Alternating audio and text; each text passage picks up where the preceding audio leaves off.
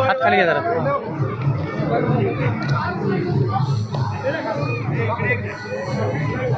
घेऊ का?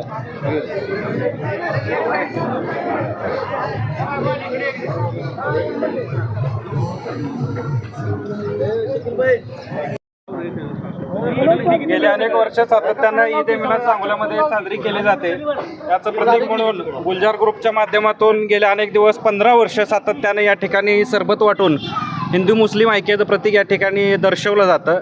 आणि आज हजरत सल्लल्लाहु अलैहि वसल्लम यांची 1500वी या ठिकाणी जयंती मोठ्या उत्साहात साजरी केली जाते. सगळ्या सोलापूर जिल्ह्यामध्ये सांगोल्यात आपल्याला पाहायला मिळेल की एवढा मोठा जुलूस निघालेला आहे.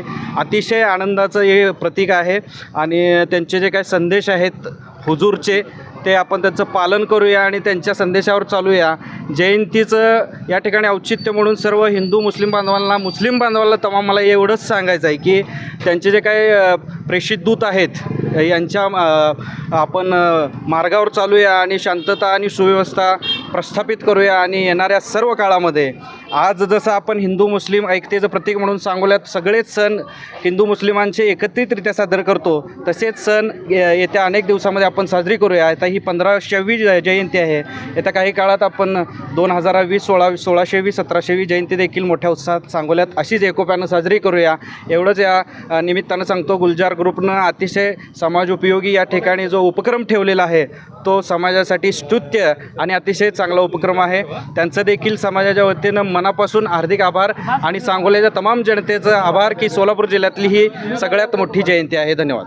गुलजार ग्रुपच्या वतीनं जे आहे सर्व समाज बांधव सर्व म्हणतो याच्यामध्ये हिंदू मुस्लिम हा जो आहे तो इथं सांगोल्यामध्ये भेदभाव अजिबात कोणीही करत नाहीत आणि चांगल्या पद्धतीने जे आहे कित्येक वर्षी जे आहे हा सण जो आहे तो आम्ही सगळेजण एकत्र येऊन चांगल्या पद्धतीने साजरा केला जातो आहे.